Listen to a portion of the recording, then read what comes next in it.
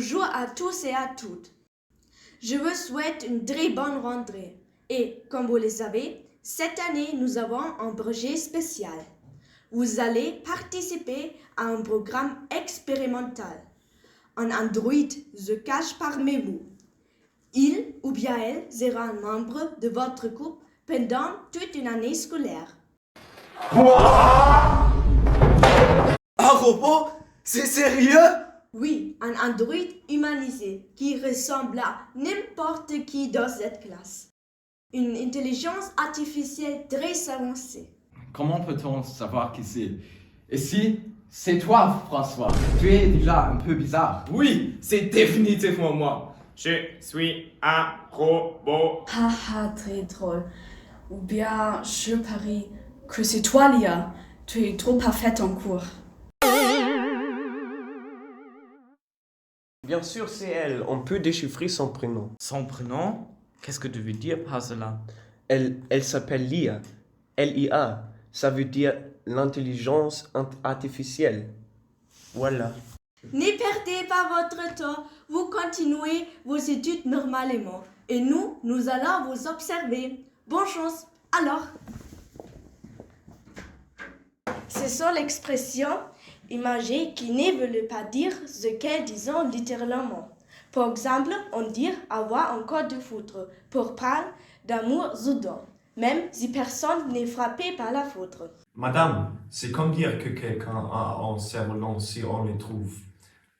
On peut long à comprendre, non? Exactement, Tim. Mais attention, cerf-volant n'est pas vraiment une expression idiomatique. Par contre, il existe une homophone.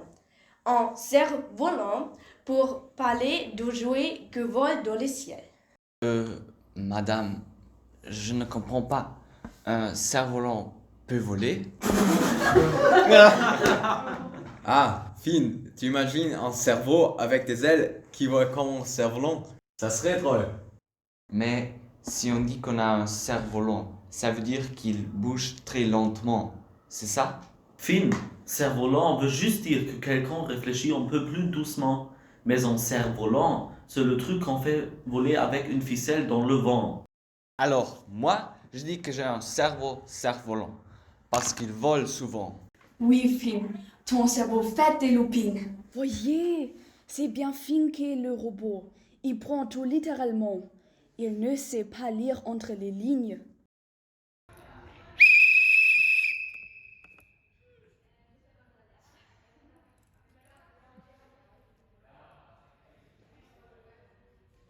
Bonjour à tous. Aujourd'hui, nous allons faire de l'acrobatie. L'un après l'autre, vous devez sauter sur ce tapis. Compris?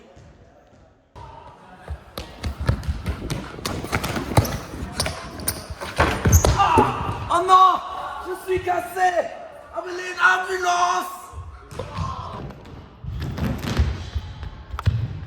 Moi, je n'y arriverai jamais. Vous devez croire en vous. Regardez, Emmanuel n'a pas encore essayé.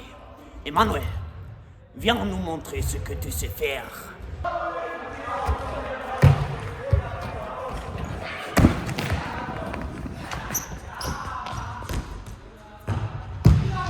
C'est pas possible! C'est un robot ou quoi? Emmanuel, comment tu as fait ça? Très impressionnant. Tu es un exemple pour tout le monde ici. Le travail acharné porte toujours ses fruits. Merci. Au revoir.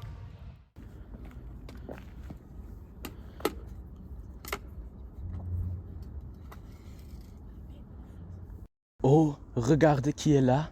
C'est notre petit champion avec son jeu de vieux. C'est juste un jeu. Ça me plaît. Ça te plaît? Sérieusement, tu crois que tu vas impressionner quelqu'un avec ça? Ce n'est pas un jeu de force. Pas de force? Alors, ça sert à rien. Justin, laisse-le tranquille. Quoi? Clara, ça t'intéresse? Les petits nerds de leurs échecs? Ce qui m'intéresse, c'est que tu arrêtes d'énerver les autres. Et tu vas faire quoi exactement? Je vais te donner une leçon, mais pas celle que tu attends. Ha! Tu vas m'arrêter? Toi? Si tu continues. Oui.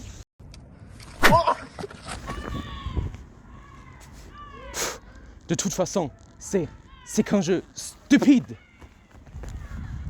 Bonjour classe, je voudrais vous annoncer une bonne nouvelle. Les ordinateurs sont désormais équipés d'une nouvelle protection de sécurité. Ils sont impossibles à pirater. Aujourd'hui, vous codez seul, au travail. Alors, qu'est-ce que tu vas coder aujourd'hui? J'ai une idée, mais je préfère garder le suspense.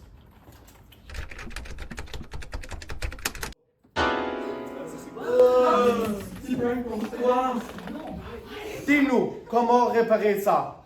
Débranchez les ordinateurs et redémarrez-les. Ça devrait résoudre le problème.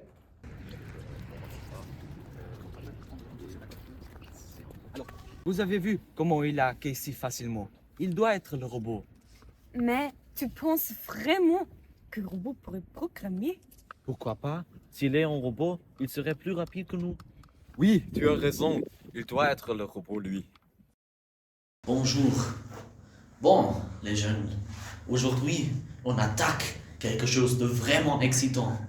La trigonométrie. Qui veut venir au tableau pour trouver X? Excitant? Moi, je trouve ça aussi excitant qu'une visite chez le dentiste. Je peux essayer, monsieur. S'il te plaît.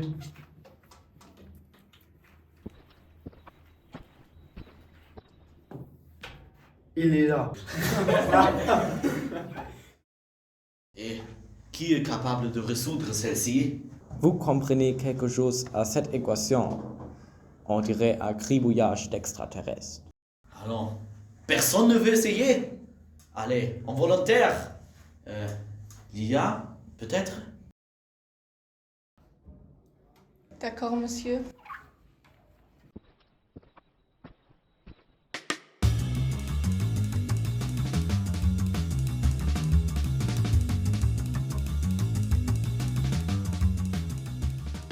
Quoi?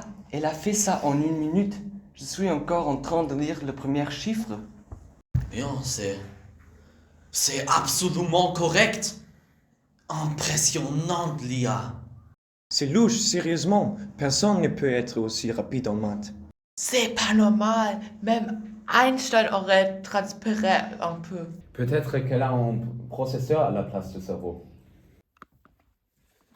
Bonjour les enfants. Aujourd'hui, nous allons travailler sur les demi-figures.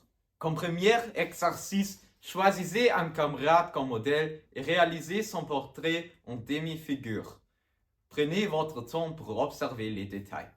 Vous avez 30 minutes. Bonne chance. Très bien. Le temps est écoulé. Posez vos œuvres sur la table devant et observez les créations des autres.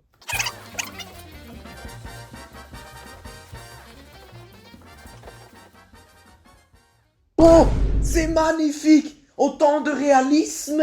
C'est presque comme une Mona Lisa! Oui, c'est impressionnant, mais il y a quelque chose qui cloche. Les mains sont complexes, vous savez. Elles sont toujours un défi pour moi. Les mains sont souvent un problème de l'intelligence artificielle. Peut-être Alexis est une intelligence artificielle déguisée.